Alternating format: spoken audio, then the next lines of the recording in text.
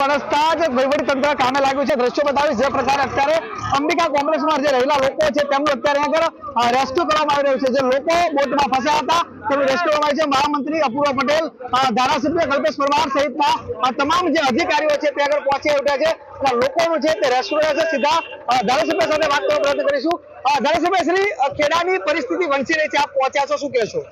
બસ હાલની આ પરિસ્થિતિ જે છે પાણીની અતિશય રેસ્ક્યુ કરીને બધા લોકોને બહાર કાઢીને મદદ પ્રયત્ન કરીને ગામ લોકોના સંગઠનના લોકો આરએનડી એફઆરએફ બધા સાથે થઈ મળી આ બધાનો બચાવ કરી રહ્યા છે। આ લોકોના રાહત પણ માટે કોઈ વ્યવસ્થા કરવામાં આવી છે? પૂરી વ્યવસ્થા થઈ છે, હાલ એક ફેર બચાવવાના પ્રયત્નો ચાલુ છે। એમને ખોરાક અને બહાર કાઢીને બચાવવાના રાહત ફંડની વસ્તુ પછી ભાજપ મહામંત્રી અપૂર્વભાઈ પટેલ પણ છે। અપૂર્વભાઈ, જે પ્રકારે આપ રેસ્ક્યુ કરી રહ્યા છો, શું કહેશો?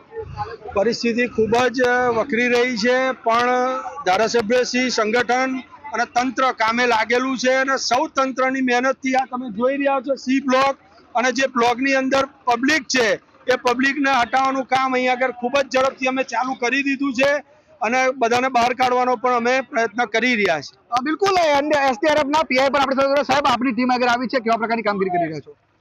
અહીંયા આ કોમ્પ્લેક્સમાં ફસાયેલા 40 થી 50 માણસોનો મેસેજ અમને મળ્યો હતો ખેડા કંટ્રોલ દ્વારા, એસડીઆરએફ કંટ્રોલ દ્વારા। તો અત્યારે અમે રેસ્ક્યુ ટીમ સાથે આવેલા છીએ, એમને નીકળવાની કામગીરી ચાલુ છે। સાહેબ, કેટલા લોકોનો સ્ટાફ તમારો જોડાયો છે? કેટલી પ્લાટૂન, કેટલા વ્યક્તિઓ? અત્યારે અમારું એક પ્લાટૂન એટલે 26 માણસો અહીંયા આગળ છે જે આ કામગીરીમાં જોડાયેલા છે। બિલકુલ કહી શકાય કે ખેડાની પરિસ્થિતિ વણસી રહી છે અને તેના જ લઈને આજે તમામ લોકો જે દ્રશ્યો બતાવીશ કે આજે અમુક લોકો છે જે સિનિયર જેમને અત્યારે પાણીની અંદર ઉતરવું ના પડે તે માટે જે બોટના ટ્રેક્ટર દ્વારા તેમનું સ્થળાંતર કરવામાં છે।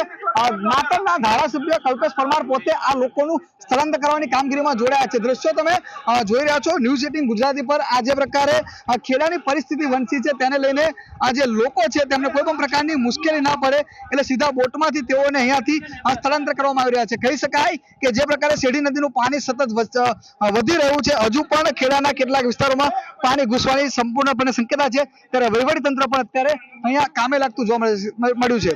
એટલે એવું ચોક્કસથી કહી શકાય કે જો હજુ ઉપરવાસમાં વધારે વરસાદ પડે છે તો ખેડાની સ્થિતિ વણસી શકે છે। ઉમંગ પટેલ, ન્યૂઝ 18 ગુજરાતી, ખેડા।